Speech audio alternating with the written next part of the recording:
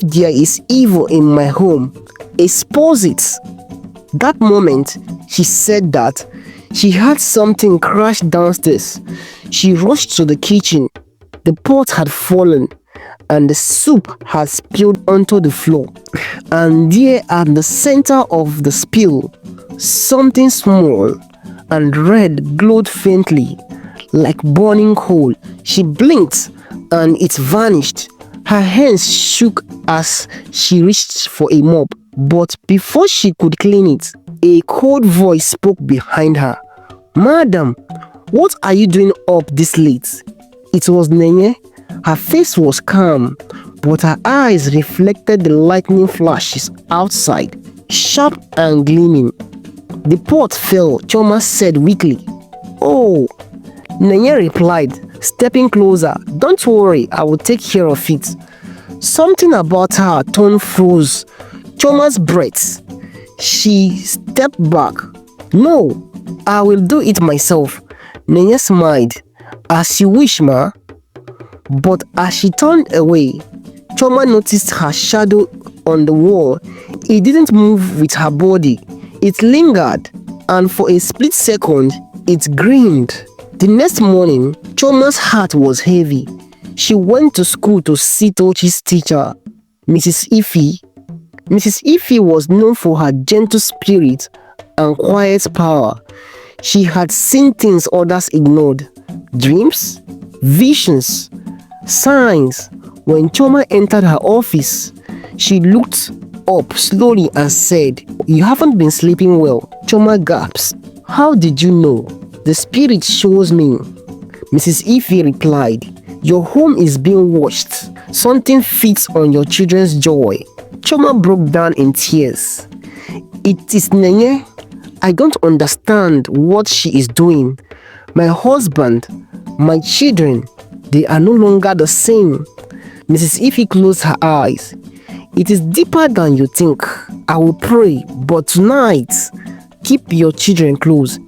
Evil renews itself in secret, especially when blood is spilled." Choma felt a chill. "Blood?" "Yes," Mrs. Ife said softly. "Watch her when she cooks. Evil hides in what we consume." She gave Choma a small bottle of anointing oil. "Use this. Pray before you sleep. And tomorrow, bring your husband. This fight is not yours alone." That night, Choma stayed awake long after everyone slept. Rain beat softly against the windows. She walked to each child's room, anointed their foreheads, and whispered prayers through tears. Then she passed Nenye's door, slightly open. Inside, a candle burned low. On the floor lay strange drawings made with white chalks. At the center, a small clay with smoke coiling from it, and on the wall above it, written in something dark and wet, were the words, "He would never love her again." Choma's heart stopped. She stepped back, clutching her chest.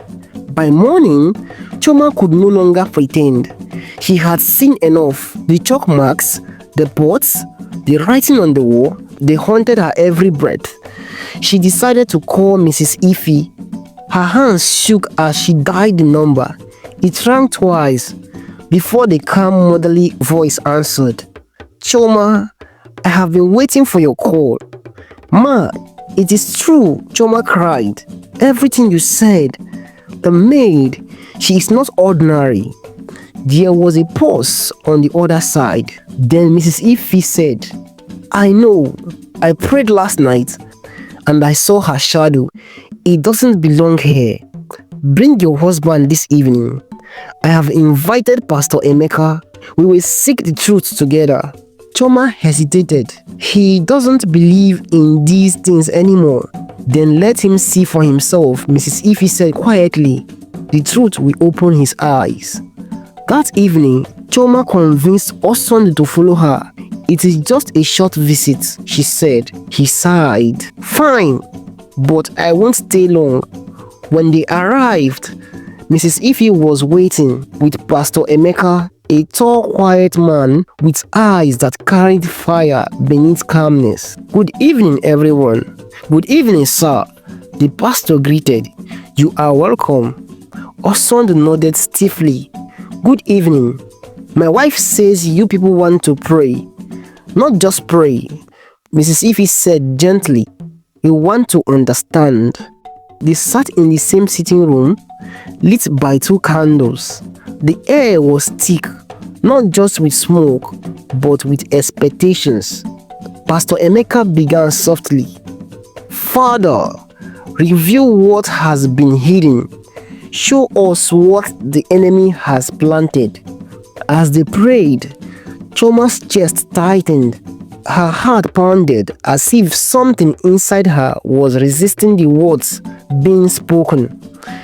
Osondo shifted uncomfortably. "I don't like this. Let's just go home." But before he could stand, Mrs. Ife's voice caught through the air. "Wait!" She turned her head slowly, as if listening to a whisper. No one else could hear. Then she spoke, eyes still closed. "There is a young girl in your house. Fair skin, quiet eyes, gentle voice. Her hands are stained with blood. That is not hers." Osondo froze. "What are you talking about? The blood of renewal." Pastor Emeka said calmly. "Every month, he feeds you with it, sealing a covenant you do not know." The words hit the room like thunder. Choma began to tremble. "Oh God, it is true. That is what she does when I am not looking." Osondo's voice broke. "She is just a girl. We were even planning to sponsor her education." "She is not a girl," the pastor said softly. "She is a vessel. Someone sent her.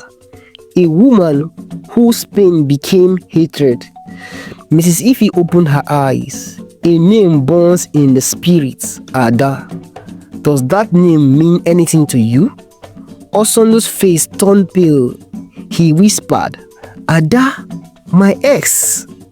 They drove home together in silence. The road was wet, the street lights flickering. No one spoke, not even the pastor. As the car pulled into the compound, the dog barked violently. More than unusual, the gate rattled. The air smelled of rain and smoke. Inside the house was dark except for a faint glow from the parlor. Nenye was sitting on the floor, her back to them, humming again. A clay pot, but beside her, smoke rising slowly. When they entered, she didn't stun. "You came with visitors?" she said, her voice calm but sharp. "Yes," Pastor Emeka said firmly, "and we did not come for tea." Nenye finally turned. Her eyes looked darker than usual. "You shouldn't have brought them," she said softly. "Now everything will burn." Then she stood. The candle flames flickered. The windows rattled.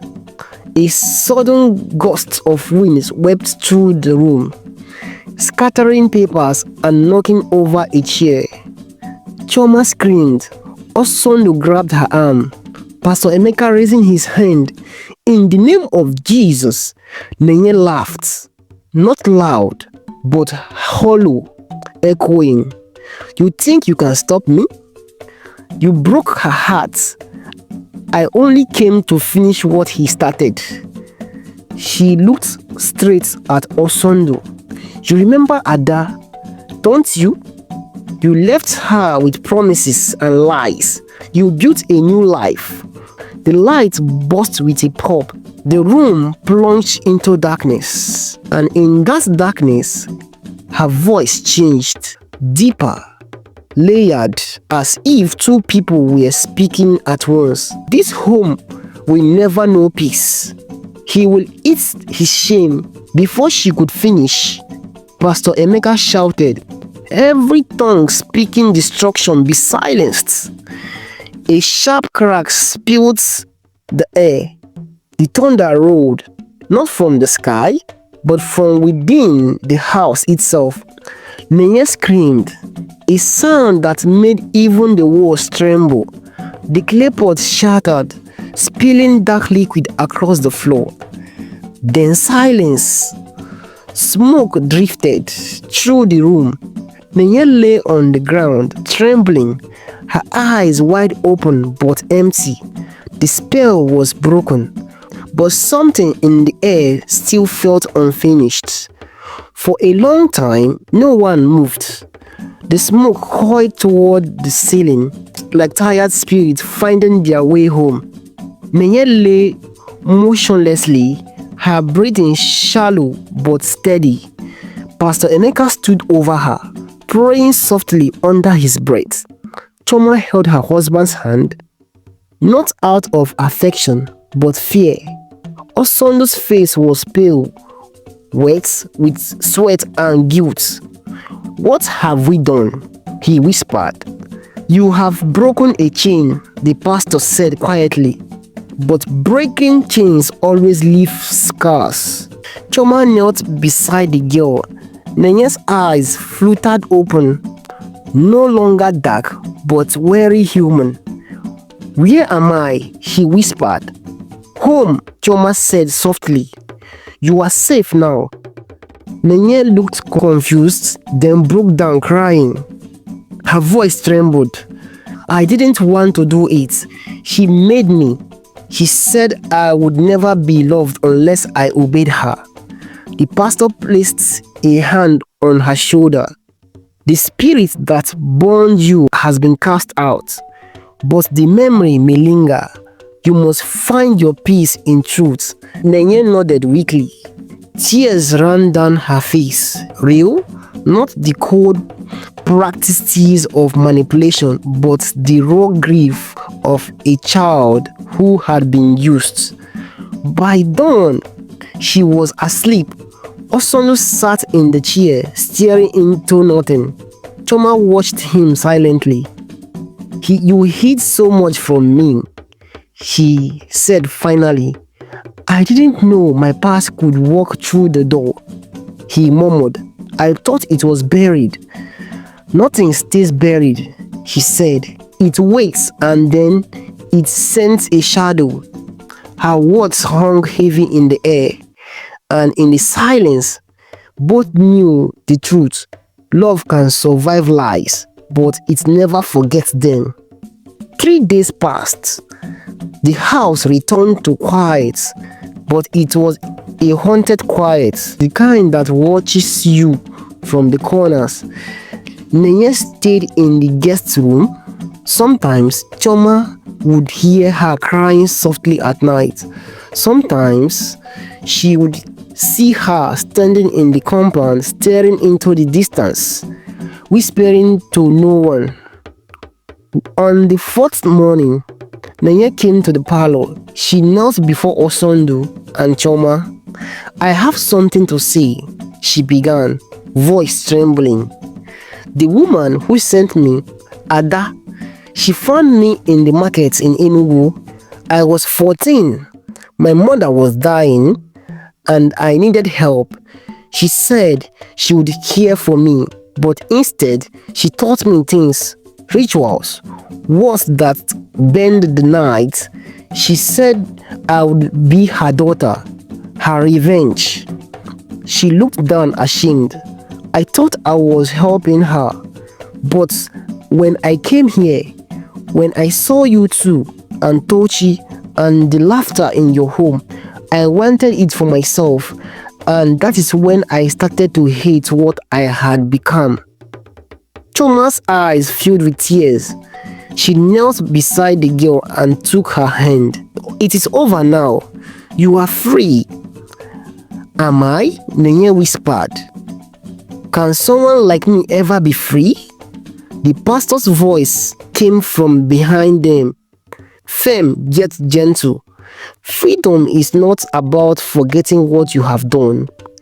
It is about choosing not to serve darkness anymore." The words sank deep, not just into Nenye, but into Osondo too, because he knew the truth.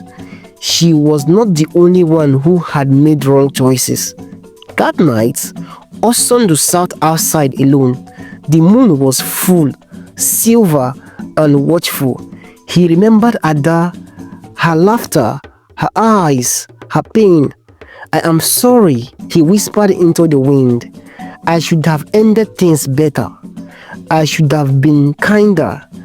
And for the first time in years, he wept. Weeks passed. The house grew bright again. Not immediately, but slowly, like dawn pushing back the night. Tochi started smiling again. Choma began humming while cooking. Even the dog stopped growling at shadows. Nenye stayed not as a maid, but as a ward. Choma enrolled her in school. One evening, Choma found Nenye sitting in the garden. She was writing something in a small notebook. "What are you writing?" Choma asked. "My story," she said with a shy smile. "The truth. Maybe one day I will tell it so that no other girl will walk the path I walked." Choma nodded. "Then tell it well," she said, "because stories are how we heal what silence cannot." As the sun dipped low, casting gold across the compound, Osondo joined them. He took Choma's hand and looked at Nenye. "You have given us reason to forgive," he said, "and we have learned that love without truth is a wound waiting to open." The three of them sat together,